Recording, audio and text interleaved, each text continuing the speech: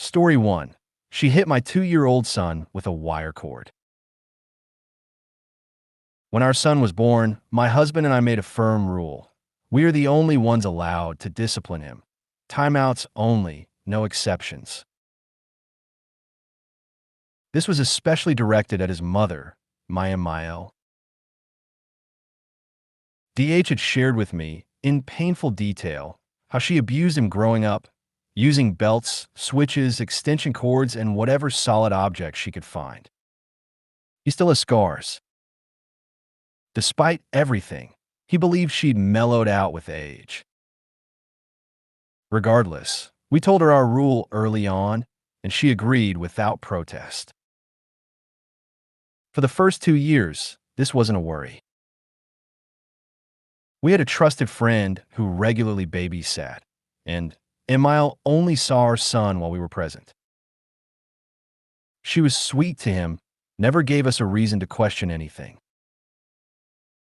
But recently, our babysitter developed health issues and wasn't available. Last night, DH and I had to make a 2-hour round trip, and we didn't want to drag our toddler along past his bedtime. Things had been calm with Emile for so long, we figured she'd changed, and we asked her to come watch him. She showed up cheerful, smiling, and affectionate with our son. Everything seemed fine.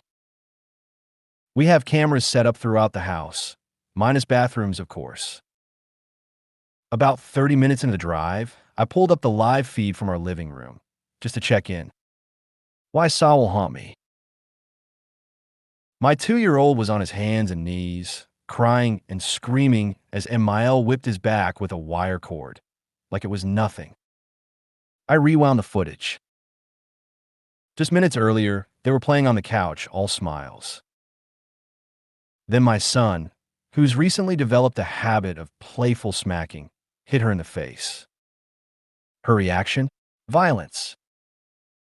I immediately told DH to turn the car around. I said I was calling the police, but he stopped me. I know he still has complicated feelings for his mother, but this wasn't discipline. This was abuse. I didn't argue. I called Amael and said, "I saw what you did. If you so much as touch him again in the next 30 minutes, I'll have you arrested." We got home to an empty house. She had left him alone, a toddler, barely 2, just 10 minutes before we arrived. I found him lying on his side, still crying in pain. I haven't slept since. DH has been on the phone with her, furious, swearing, calling her crazy. I checked my son's back and broke down. It was red and swollen, with welts and bruises. He's finally asleep on the couch now, but every time he shifts, he whimpers or cries again. I haven't stopped crying either. I feel like I failed him. I should never have let that woman near him. Update: I've taken my son to the ER. DH doesn't realize this will trigger a mandatory report to police. He only agreed because I promised not to say anything. I know he's conflicted, but my priority is our son. I'll handle the hard part for all 3 of us. Thank you to everyone who pointed out that medical professionals are mandatory reporters. I'll update when I can. Comment 1. Honestly, if it were me, I would go against your husband and call the cops. You have video evidence, and your son is bruised and welted. That's not normal discipline. That is 100% abuse. It may be your husband's mother, but she knew your boundary and stomped all over it once she thought you were gone. And she left him home alone. That's child endangerment and abuse, and there's no excuse for it. Comment 2. Don't listen to your husband on this. Call the police. If someone did that to my child, I'd be fucking furious. He isn't being a good father right now by not acting the way he should. Doesn't matter if it is his mother. His child, and you come first. And do not ever, ever, ever let her watch your son again. Under no circumstances. Comment 3. You call the police regardless. Your husband isn't important at the moment. Take photos, document everything, then have her arrested for child abuse and endangerment. Next, you file for a restraining order against her for you and your son.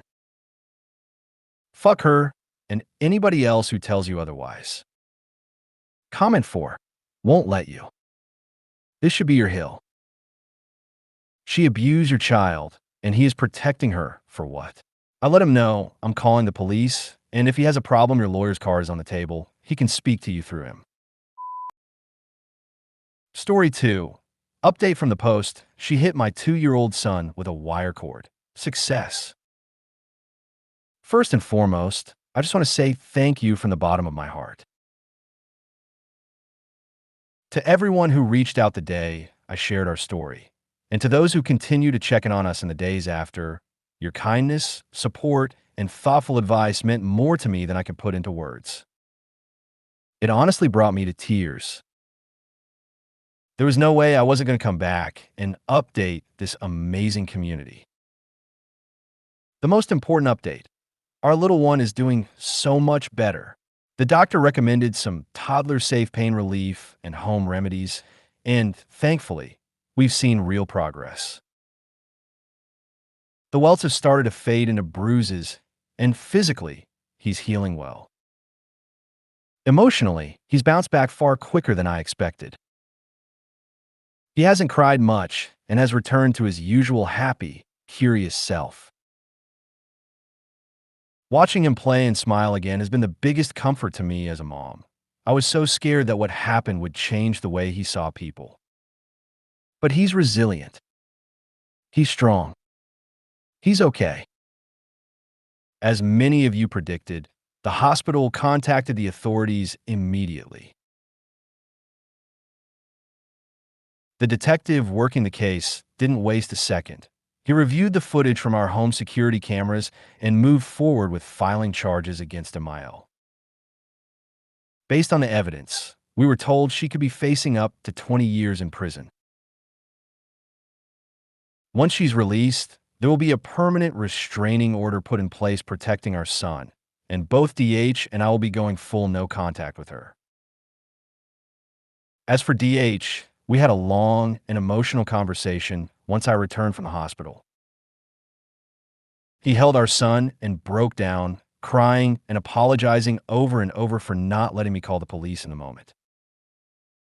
His reaction was out of shock. It was his mother, and for a second, he just froze. But seeing our son hurt that way shattered him. Once the reality hit, he fully supported every action taken and told me he was relieved she was finally facing consequences for everything she did, past and present. I want to thank those of you who were compassionate toward his trauma and inner conflict. He's a deeply loving father, and while I would have called the authorities regardless, I understood that he needed space to process the betrayal. Now, we're healing and we're happy. Our home feels lighter without her shadow hanging over us. We're focused on our son, our peace, and our little family. We're finally in a place where we can breathe again. And once again, to this wonderful community, thank you. I wish I could share a photo of my son's beaming face to show you just how far we've come. He's truly our sunshine. Your kindness helped guide us through one of the darkest moments we've ever faced. Wishing all of you love, safety, and the happiest of New Year's. Comment 1. Congratulations. I'm so glad it all worked out for you, and that LO is recovering well. Here's hoping that Amael gets all she deserves for her appalling behavior. Comment 2. I'm so happy for you and your little family. I would be prepared for an epic blow-up after Amael is arrested, as I'm guessing she will find someone to bail her out of jail while she is awaiting trial. Stay strong. Comment 3. I just reread your first post, and I'm crying. I can't imagine what you felt when you turned that camera on. JFC, I don't know what I'd have done. Good on you. Comment 4. I'm glad she's going to jail, directly to jail. Do not pass go. Your husband was, I'm sure, in that moment, the little kid who was told his whole life, don't cry, don't tell, you deserved it. He had a lifetime of brainwashing, and it took him a little to dig out of the FOG. Honestly, a day to undo 18 plus years of brainwashing is impressive, even if it didn't feel like it at the time. Therapy for him is probably the best thing he can do for himself. Just not carrying the weight of his abuse will be so freeing for him. I hope you and your tiny family heal and grow quickly, and you end up in a much happier place, all of you. Story 3. Emile thinks I'm forcing my husband to be child-free. My husband, 26M, and I, 27F, have been together for 9 years, married for 1. We've always been on the same page about not wanting children, something we agreed on early in our relationship. For the last 9 years, we've been clear about our stance. At first, my Emile brushed it off, probably thinking we were too young to make that decision. But now that we're getting close to 30 and she's watching all her friends become grandparents, she won't let it go. A few days ago, she was in town for a week. She lives a couple states away, so we met up with her at a local bar to catch up. And of course, she immediately starts in on the whole having a baby topic. I told her again, very clearly, that I have zero interest in pregnancy, childbirth, or wrecking my body. And what does she do? Starts crying, right there in the middle of a packed bar. She goes on and on about how young we are and how we have time to change our minds. Honestly, it was beyond embarrassing. We told her again, in no uncertain terms, that we're never having a kid, period. Through her crocodile tears, she looks at my husband and says, "But is this what you want?" Basically implying that I'm forcing him to go along with this decision. My husband didn't miss a beat. He looked her dead in the eye and said, "You can grieve your grandchild fantasy privately, but you will respect my wife and our decision." At that point, I just turned away, took a sip of my double-shot vodka cran because, I'm not pregnant, and let her stew in it. She left later that night to head back home, which is a 13-hour drive away. What she doesn't know is that the very next day, my husband went and got a vasectomy. So, here we are on a Friday night. My husband is icing his sore parts. We're binge-watching our favorite show, and we're planning to sleep in as late as we want tomorrow. Emile is 13 hours away, and life is good. Cheers to that. Comment 1. Both my kids are firmly child-free. Am I a hair sad that I won't be a grandma? Yes, of course. Do I ever bring it up to them? Not on your tintype. Comment 2. Frozen peas can be such a comfort. Congrats on your unity and strength as a couple. Comment 3. My SIL shut down my MIL by saying she doesn't like children. Comment 4. Just remember that vasectomies can reverse. 6 years after my bro got snipped, I got a surprise bonus niece. If you're committed to being child-free, I'd highly recommend an annual check to make sure he's still firing blanks. If you made it to the end of the video, thanks for watching. Don't forget to like, subscribe, and share, and we will see you in the next video.